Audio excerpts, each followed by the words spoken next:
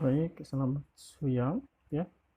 Hari ini kita akan membahas bab 8 gitu ya, kewarganegaraan. Bab 8 ini bagaimana dinamika historis dan urgensi wawasan Nusantara sebagai konsepsi dan pandangan kolektif kebangsaan Indonesia dalam konteks pergaulan dunia. Nah, wawasan Nusantara gitu ya, merupakan wawasan nasional bangsa Indonesia ya, yang selanjutnya dapat disingkat Wasantara. Wawasan nasional merupakan cara pandang bangsa terhadap diri dan lingkungan tempat hidup bangsa yang bersangkutan ini. Cara bangsa memandang diri dan lingkungannya tersebut sangat mempengaruhi keberlangsungan dan keberhasilan bangsa itu menuju tujuannya.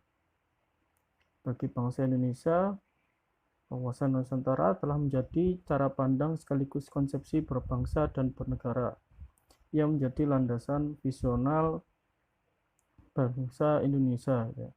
Konsepsi wawasan Nusantara sejak dicetuskan melalui Deklarasi Juanda tahun 1957 sampai sekarang mengalami dinamika yang terus tumbuh dalam praktek kehidupan bernegara. Sini kita akan mengkaji wawasan Nusantara sebagai salah satu konsepsi dan sekaligus wawasan nasional gitu ya, bangsa Indonesia. Kemudian setelah melakukan pembelajaran ini, diharapkan Anda menjadi seorang calon sarjana gitu ya, dan profesional yang mampu terbuka dan tanggap terhadap dinamika historis dan urgensi masa depan wawasan Nusantara gitu ya, sebagai konsepsi dan pandangan kolektif keberbangsaan dan kebernegaraan Indonesia dalam konteks pergaulan dunia gitu ya.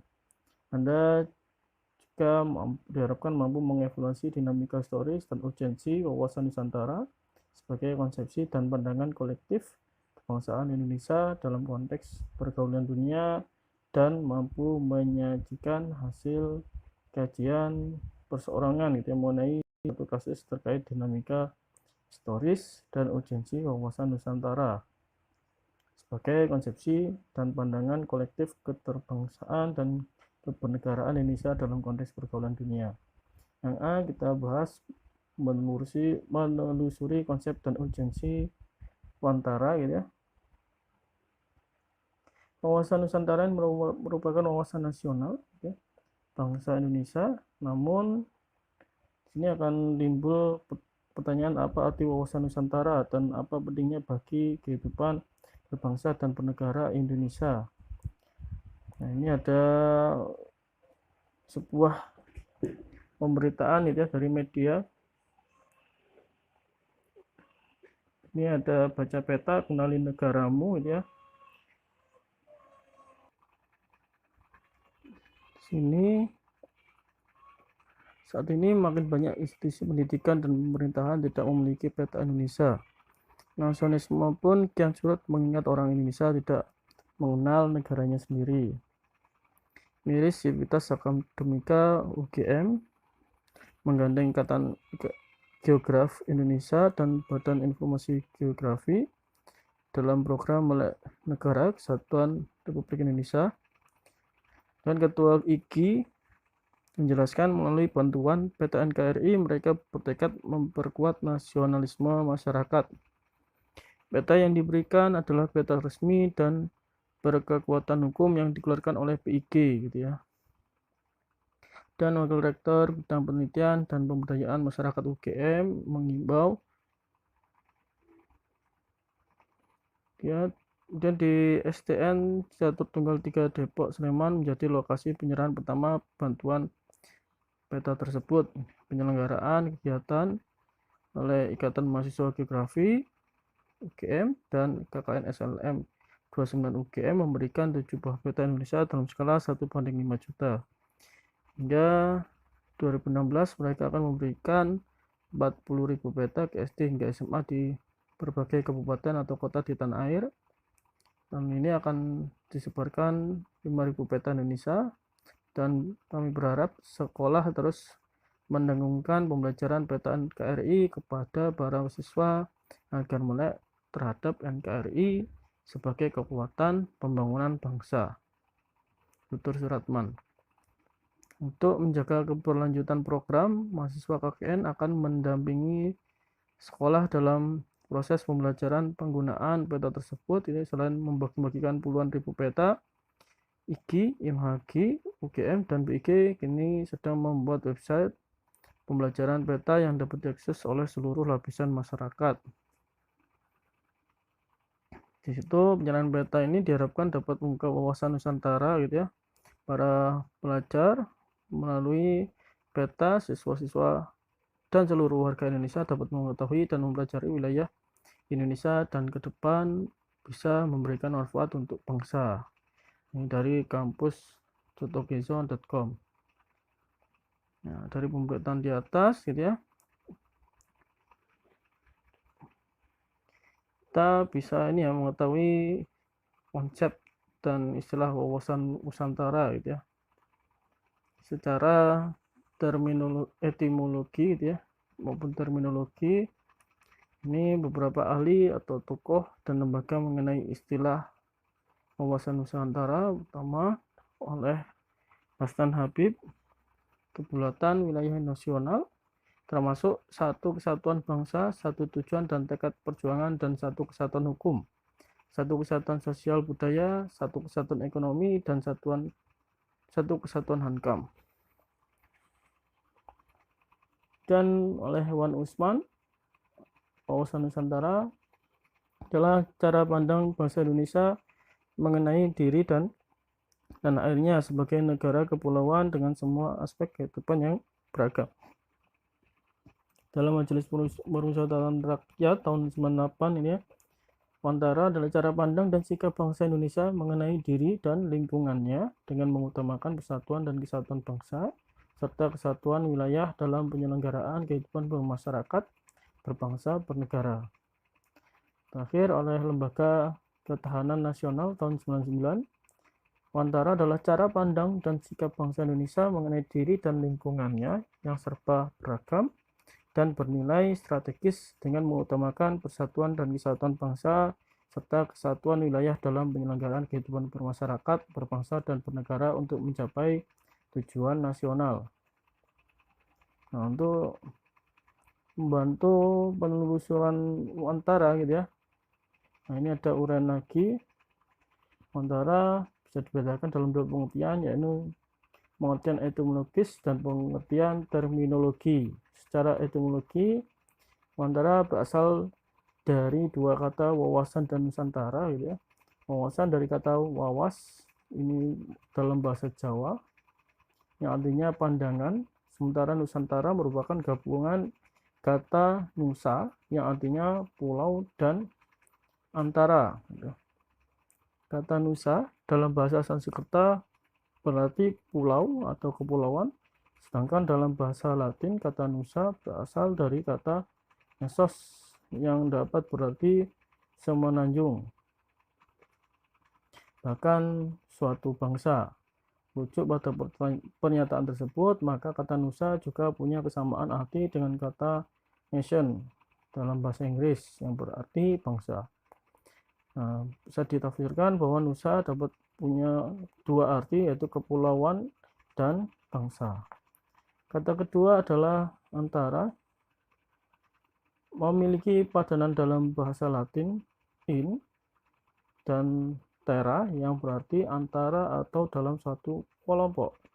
Antara juga punya makna yang sama dengan kata inter dalam bahasa Inggris yang berarti antar dan relasi ya. Sedangkan dalam bahasa Sanskerta kata antara dapat diartikan sebagai laut, seberang atau luar. Bisa ditafsirkan bahwa kata antara punya makna antar atau antara, relasi, seberang atau laut. Nah, maka penggabungan Nusa dan antara jadi kata Nusantara diartikan sebagai kepulauan yang di antara laut atau bangsa-bangsa yang dihubungkan oleh laut. Dan ada pendapat lain menyatakan Nusa berarti pulau, dan Antara berarti diapit atau berada di tengah-tengah. Nusantara berarti gugusan pulau yang diapit atau berada di tengah-tengah antara dua benua dan dua samudra dalam bahasa 2008. Kata Nusantara sendiri secara historis bermula dari bunyi sumpah Pumpalapa dari Patih Gajah Mada gitu ya, yang diucapkan dalam upacara pengangkatannya sebagai Mahapatih di Kerajaan Majapahit tahun 1336 Masehi ya, tertulis di dalam kitab Pararaton gitu ya. Sumpah tersebut sebagai berikut ya, ini ada bahasa ini ya, sirap Gajah Mada Patih Amangkubumi Tan Ayun Amuktia Palapa sirap Gajah Mada namun lulus kalah Nusantara isun Amukti Palapa gitu ya, namun kalah ring turun ring Seran Tanjung Pura ring Haru ring Pahang Dompo ring Bali Sunda Palembang Tumasik Samana isun Amukti Palapa. Nah, ini artinya Gajah Mada Patih Amangkubumi tidak ingin melepaskan puasa. Ia Gajah Mada jika telah mengalahkan Nusantara ya, saya baru akan melepaskan puasa. Jika mengalahkan Gurun, Seran, Tanjung Pura, Haru, Pahang, Dompo, Bali, Sunda, Palembang, Tumasik, demikianlah saya baru akan melepaskan puasa gitu. Di penamaan Nusantara ini berdasarkan sudut pandang Majapahit dalam Jawa atau kerajaan Jawa gitu ya, biasanya kerajaan Jawa yang lama. Nusantara juga artinya apa, kalimat kata lainnya adalah Nuswantara gitu ya. Mengingat pada waktu itu belum ada sebutan yang cocok untuk menyebut seluruh kepulauan yang sekarang bernama Indonesia dan juga Malaysia. Nusantara pada waktu itu diartikan pulau-pulau di luar Majapahit atau Jawa gitu ya, mana kerajaan Majapahit yang berkuasa gitu ya.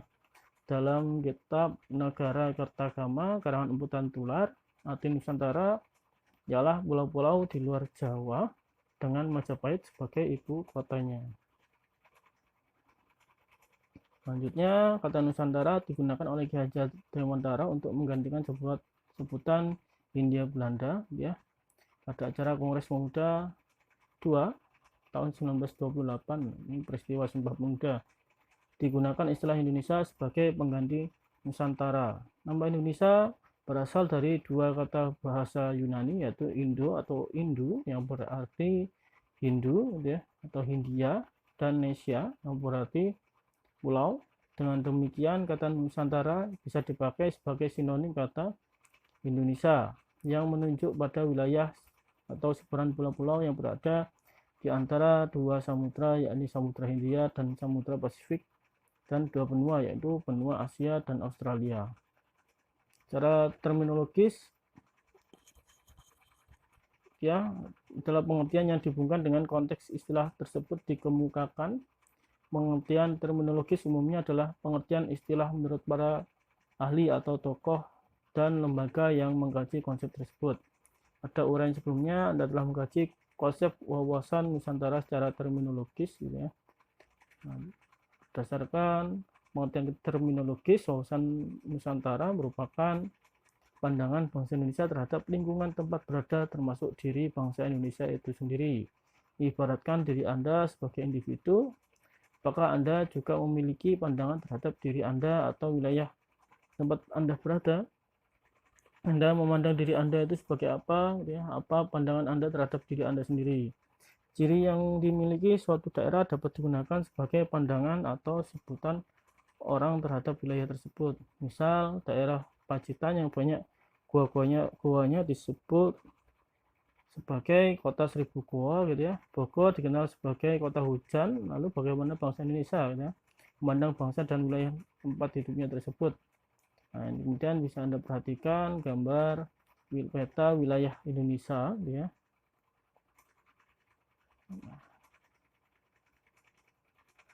Maka Indonesia ini bisa dipandang dia sebagai sebaran pulau-pulau dipisahkan oleh lautan gitu ya, ataupun bisa dipandang sebagai sebaran pulau-pulau yang dihubungkan oleh lautan, itu sebagai sebaran pulau dalam satu kesatuan gitu ya. Kemudian Anda juga bisa mencari kembali peta wilayah Indonesia dari berbagai sumber dan bisa mendapatkan gambar-gambar wilayah Indonesia yang berbeda-beda. Kemudian untuk membangun semangat kebangsaan dan cinta tanah air, meskipun tampak bahwa wilayah Indonesia itu terdiri dari banyak pulau dengan lautan yang luas, kita memandang wilayah Indonesia itu tetap merupakan satu kesatuan sebagai satu wilayah. Nah, ini ada gambar 8.3 memandang sebagai satu kesatuan bangsa, ya. Meskipun juga tampak bahwa bangsa Indonesia terdiri dari beragam suku dengan latar belakang yang berbeda, kita juga memandang bangsa Indonesia itu tetap merupakan satu kesatuan, ya. Jadi bangsa Indonesia memandang wilayah berikut bangsa yang ada di dalamnya sebagai satu kesatuan. Itulah esensi atau hakikat dari wawasan Nusantara. Hakikat atau esensi wawasan Nusantara adalah persatuan bangsa dan kesatuan wilayah. Ini ada rumusan wawasan Nusantara dalam GPHN tahun 98. Ya, wawasan Nusantara adalah cara pandang dan sikap bangsa Indonesia mengenai diri dan lingkungannya dengan mengutamakan persatuan dan kesatuan bangsa serta kesatuan wilayah dalam penyelenggaraan kehidupan bermasyarakat, berbangsa dan bernegara. Kemudian nanti ada contoh pendapat seorang warga ini ya tentang urgensi arti pentingnya wawasan Nusantara. Karena Wantara punya peranan penting untuk mewujudkan persepsi dan yang sama bagi seluruh warga negara Indonesia. Perbedaan persepsi, perbedaan pendapat, dan friksi antar kelompok dalam konteks sosiologis, politis, serta demokrasi dianggap hal yang wajar dan sah-sah saja gitu ya. Hal di atas justru diharapkan dapat menghasilkan masyarakat yang dinamis dan kreatif, sinergis untuk saling menyesuaikan menuju integrasi. Suatu pantangan yang harus dihindari adalah perbuatan tindakan yang melanggar norma-norma etika, moral, nilai agama, atau tindakan anarkis menuju ke arah disintegrasi bangsa. Namun demikian, wawasan normatif, wawasan yang disepakati bersama perlu dimengerti, dipahami, disosialisasikan bahwa Nusantara sebagai kesatuan kewilayahan, kesatuan atau ekolek tersebut hankam tidak dapat ditawar lagi, tidak dapat diganggu gugat sebagai harga mati yang normatif. Dan menanya alasan mengapa diperlukan wawasan Nusantara gitu ya.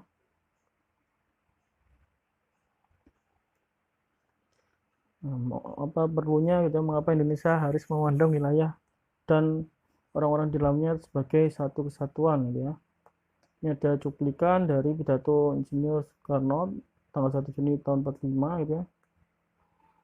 Nah, ini dalam risalah sidang BPUPKI Setnek RI tahun 1998 gitu ya. Di sini dituliskan tanah air itu adalah satu kesatuan Allah Subhanahu wa taala membuat peta dunia, menyusun peta dunia gitu. Kalau kita melihat peta dunia, kita dapat menunjukkan di mana kesatuan-kesatuan di situ. Seorang anak kecil pun jikalau ia melihat peta dunia, ia dapat menunjukkan bahwa kepulauan Indonesia merupakan satu kesatuan gitu ya. Pada peta itu dapat ditunjukkan satu kesatuan gerombolan pulau-pulau di antara dua lautan yang besar, Lautan Pasifik dan Lautan Hindia, dan di antara dua benua, yaitu benua Asia dan benua Australia. Seorang anak kecil dapat mengatakan bahwa pulau-pulau Jawa, Sumatera, Borneo, Celebes, Halmahera, Kepulauan Sunda Kecil, Maluku, dan lain-lain pulau kecil diantaranya adalah satu kesatuan gitu ya. Demikian pula tiap-tiap anak kecil dapat melihat pada peta bumi bahwa pulau-pulau Nippon yang membentang pada pinggir timur benua Asia sebagai Gulf Breaker atau penghadang gelombang lautan gitu. Pasifik adalah satu kesatuan, anak kecil pun dapat melihat bahwa tanah India adalah satu kesatuan di Asia Selatan gitu ya, dibatasi oleh lautan Hindia yang luas dan gunung Himalaya. Dan seorang anak kecil pun dapat mengatakan bahwa Kepulauan Inggris adalah satu kesatuan.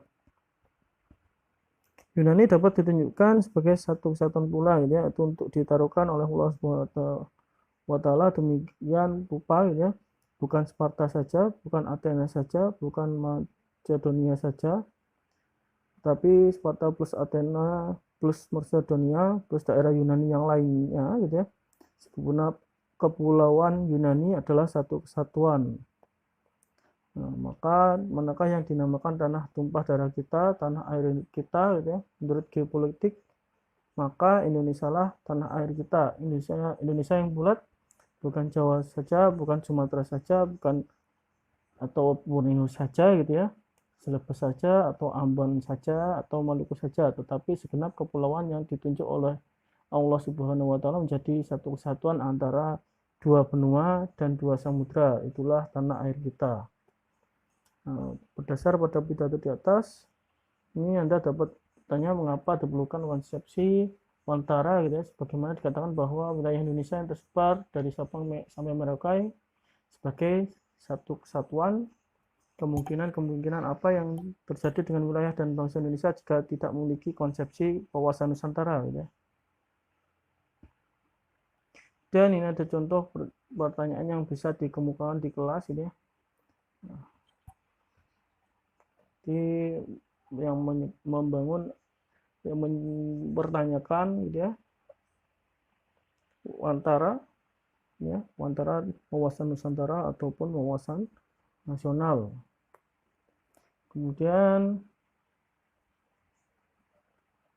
selanjutnya gitu ya, alasan perlu wawasan Nusantara dilatar belakangi oleh latar belakang sejarah, sosiologis, dan politik bangsa Indonesia. Dibahas di bab selanjutnya di subbab C gitu ya, menggali sumber historis, sosiologis, dan politik tentang wawasan Nusantara. Ada sumber historis, sejarah, sosiologis, dan politik terkait munculnya konsep wawasan Nusantara. Sumber-sumber itu latar belakangi berkembangnya konsepsi wawasan Nusantara gitu ya. Pertama adalah latar belakang historis wawasan Nusantara. Akhirnya konsepsi wawasan Nusantara bermula dari Perdana Menteri R.H. Juanda gitu, Kartawijaya gitu ya, yang pada tanggal 13 Desember 1957 mengeluarkan deklarasi yang selanjutnya dikenal dengan deklarasi Juanda. Nah, ini isi deklarasinya bahwa segala perairan di sekitar di antara dan yang menghubungkan pulau-pulau yang termasuk negara Indonesia dengan tidak memandang luas atau lebarnya ya, adalah bagian-bagian yang wajar daripada wilayah daratan negara Indonesia, dan dengan demikian bagian daripada perairan pedalaman atau nasional yang berada di bawah kedaulatan mutlak negara Indonesia ya, lalu lintas yang damai di perairan pedalaman ini bagi kapal-kapal asing dijamin selamat dan sekitar tidak bertentangan dengan atau mengganggu kedaulatan dan keselamatan negara Indonesia. Penentuan batas landas lautan teritorial yang lebarnya 12 mil diukur dari garis yang menghubungkan titik-titik ujung yang terluar pada pulau-pulau negara Indonesia. Ketentuan-ketentuan tersebut di atas akan diatur selekas-lekasnya dengan undang-undang.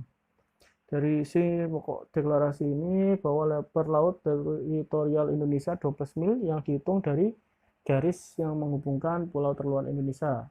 Dengan garis teritorial yang baru ini, wilayah Indonesia menjadi satu kesatuan wilayah gitu ya. Laut di antara pulau bukan lagi sebagai pemisah karena tidak lagi laut bebas tetapi sebagai penghubung pulau. Nah, sebelum keluarnya deklarasi Juanda, wilayah Indonesia didasarkan pada TZMKO tahun 1939 atau dikenal dengan nama Ordonansi tahun 1939. Ini sebuah peraturan buatan pemerintah Hindia Belanda.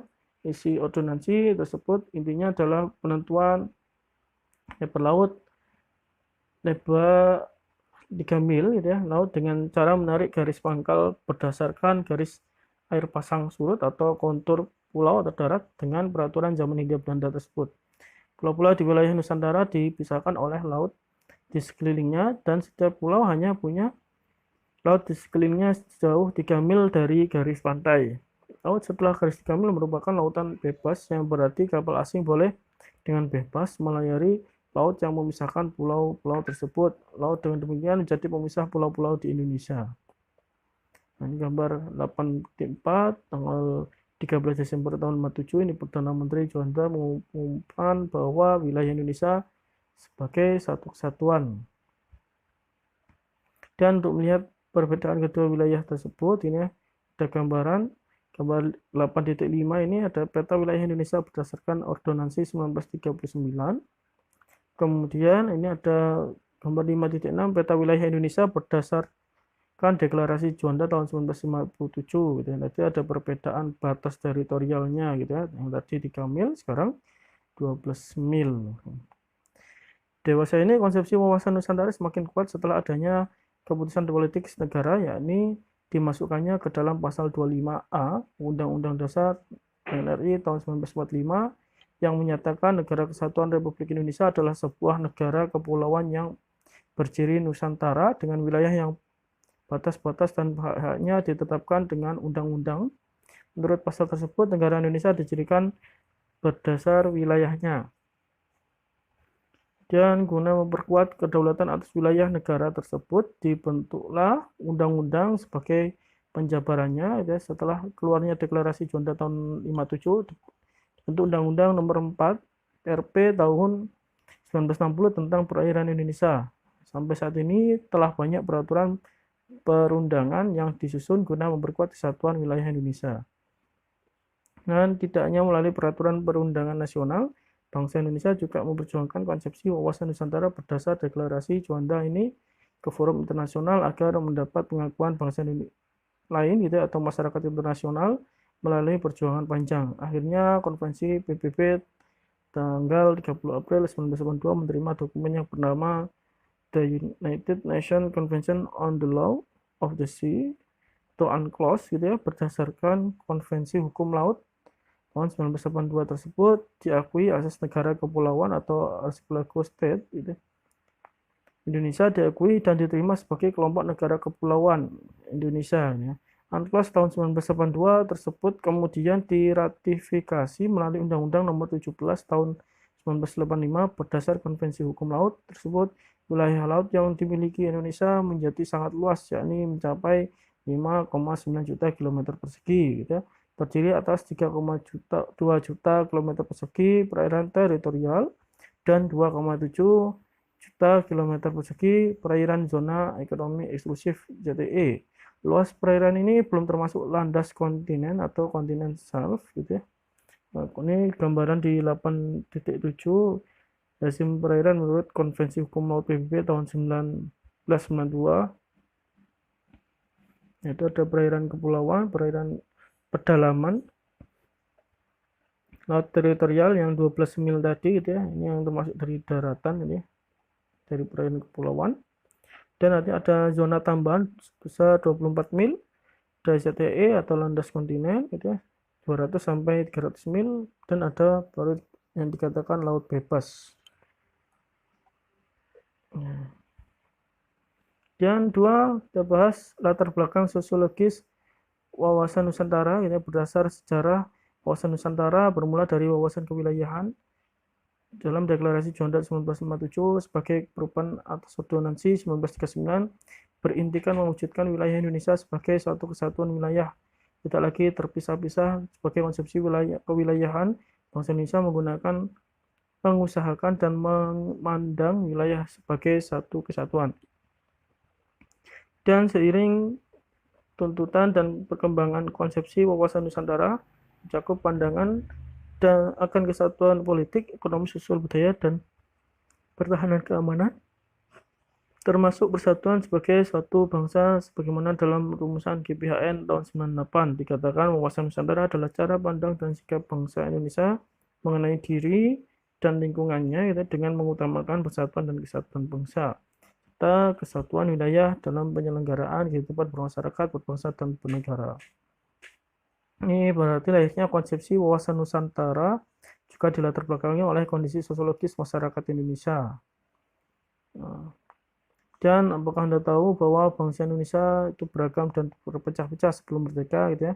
Bahkan antar bangsa Indonesia sendiri mudah bertikai dan diadu domba oleh Belanda melalui politik divide et impera.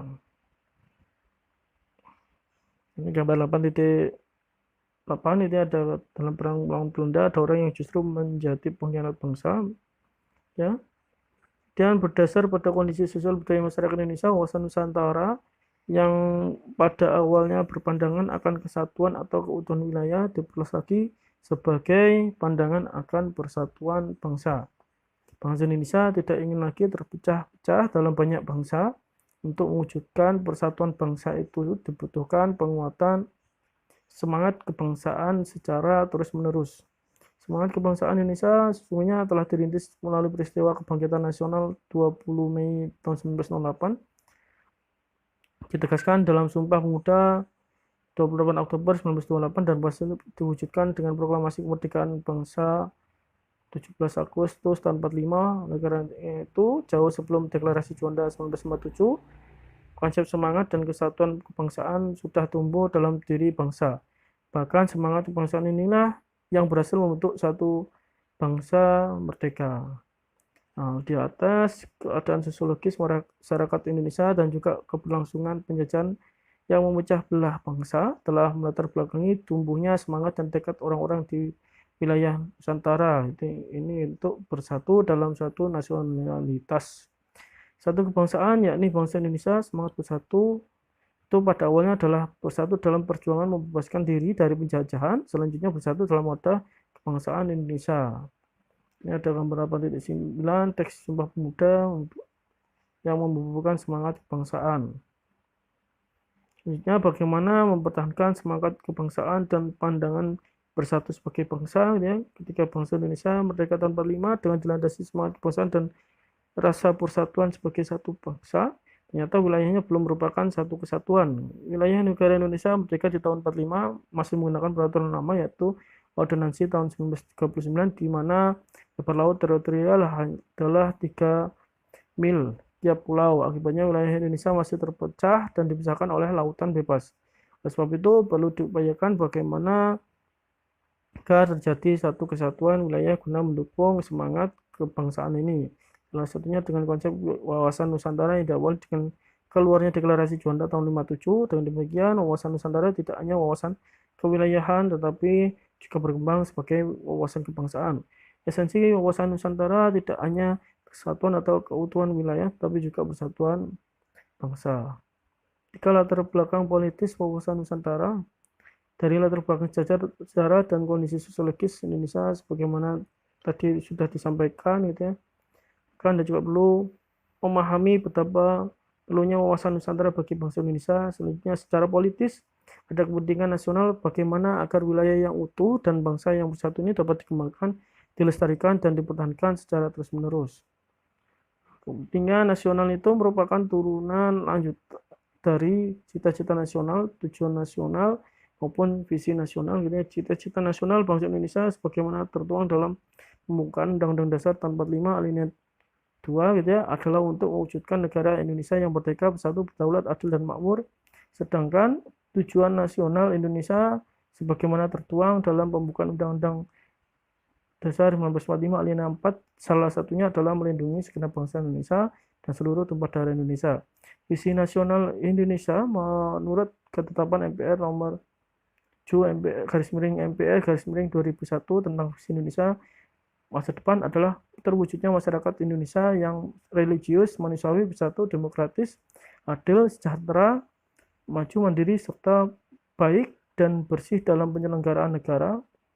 Dan wawasan Nusantara yang bermula dari deklarasi Juanda tahun 57 selanjutnya dijadikan konsepsi politik kenegaraan. Rumusan wawasan Nusantara dimasukkan dalam GPHN sebagai hasil ketetapan MPR mulai tahun 1973, 78, 83, 84, 93, dan 98. Setelah GPHN tidak berlaku disebabkan MPR tidak lagi diberi kewenangan menetapkan GPHN. Konsepsi wawasan Nusantara dimasukkan pada rumusan pasal 25 A Undang-Undang Dasar NRI tahun 45 gitu, hasil perubahan keempat tahun 2002. Kemudian nanti bisa Anda coba telusuri kembali rumusan-rumusan wawasan Nusantara sejak GPHN 1973 sampai rumusan GPHN 98. Dan ada istilah geopolitik gitu ya. Wawasan Nusantara pada dasarnya adalah pandangan geopolitik bagi bangsa Indonesia. Geopolitik sendiri dari bahasa Yunani atau adalah kata geo dan politik. Geo berarti bumi dan politik ya berarti Kesatuan masyarakat yang berdiri sendiri atau negara, dan teia yang berarti urusan gitu ya. Sementara dalam bahasa Inggris politik adalah suatu ringkasan, suatu rangkaian asas atau prinsip gitu ya, keadaan, cara, dan alat yang digunakan untuk mencapai cita-cita atau tujuan tertentu. Tindakan, cara, dan perilaku masyarakat dipengaruhi oleh kondisi geografi tempat masyarakat hidup. Selanjutnya, geopolitik dipandang sebagai studi atau ilmu gitu ya. Geopolitik secara tradisional didefinisikan sebagai studi tentang pengaruh faktor geografis pada tindakan politik. Geopolitik dimaknai sebagai ilmu penyelenggaraan negara yang setiap kebijakannya dikaitkan dengan masalah-masalah geografi, wilayah atau tempat tinggal suatu bangsa. Geopolitik adalah ilmu yang mempelajari hubungan antar faktor-faktor geografi, strategi, dan politik suatu negara. Adapun dalam implementasinya diperlukan suatu strategis yang bersifat nasional. Dalam era Maya Suradinata tahun 2001, pandangannya tentang wilayah, letak, dan geografi suatu negara akan mempengaruhi kebijakan atau politik negara yang bersangkutan. Kemudian terkait dengan hal ini banyak yang ahli yang mengemukakan pandangan atau teori-teorinya tentang geopolitik gitu ya. Di antaranya adalah teori geopolitik Frederick Russell gitu ya, teori geopolitik Rudolf Schlegeln, teori geopolitik Karl Haushofer, dan lain sebagainya gitu ya. Nanti bisa Anda baca kemudian diisi pokok pandangan geopolitiknya. Wawasan nasional atau suatu bangsa dipengaruhi oleh pandangan geopolitik bangsa yang bersangkutan. Lalu apa pandangan bangsa Indonesia terkait geopolitik ini? Apakah itu pandangan atau ajaran geopolitik di atas, ataukah kita memiliki pandangan tersendiri tentang keadaan geografi, letak, dan wilayah laut, wilayah ini ya. Pandangan bangsa Indonesia tentang kekuasaan dapat disarikan dari rumusan pembukaan Undang-Undang Dasar 45 ini sebagai berikut. Bahwa sesungguhnya kebudayaan itu ialah hak segala bangsa, dan oleh sebab itu maka penjajahan di atasnya harus dihapuskan karena tidak sesuai dengan kemanusiaan dan keadilan ya. Dan perjuangan pergerakan kemerdekaan Indonesia telah sampai kepada saat yang berbahagia dengan selamat sentosa mengantarkan rakyat Indonesia ke depan pintu gerbang kemerdekaan negara Indonesia, merdeka, bersatu, berdaulat, adil, dan makmur. Atas berkat rahmat Allah yang Maha Kuasa dan dengan didorongkan oleh keinginan luhur supaya berkehidupan kebangsaan yang bebas, maka rakyat Indonesia menyatakan dengan ini kemerdekaannya gitu ya. Kemudian daripada itu untuk membentuk satu pemerintah negara Indonesia yang melindungi segenap bangsa Indonesia dan seluruh tumpah darah Indonesia, dan untuk memajukan kesejahteraan umum, cerdaskan kehidupan bangsa, dan ikut melaksanakan ketertiban dunia yang berdasarkan kemerdekaan, perdamaian abadi, dan keadilan sosial. Maka disusunlah kemerdekaan kebangsaan Indonesia itu dalam suatu Undang-Undang Dasar Negara Indonesia yang terbentuk dalam suatu susunan negara Republik Indonesia yang berkedaulatan rakyat dengan berdasar kepada ketuhanan yang Maha Esa, kemanusiaan yang adil dan beradab, kesatuan Indonesia, dan kerakyatan yang dipimpin oleh hikmat, kebijaksanaan dalam permusyawaratan atau perwakilan gitu ya. Kita dengan mewujudkan suatu keadilan sosial bagi seluruh rakyat Indonesia. Nah, berdasarkan isi pembukaan tersebut ya, maka bisa diketahui apa pandangan bangsa Indonesia tentang kekuasaan gitu ya, dan apakah bangsa Indonesia berkeinginan untuk memperluas wilayahnya sebagai ruang hidup. Nah, kita bisa tahu itu ya.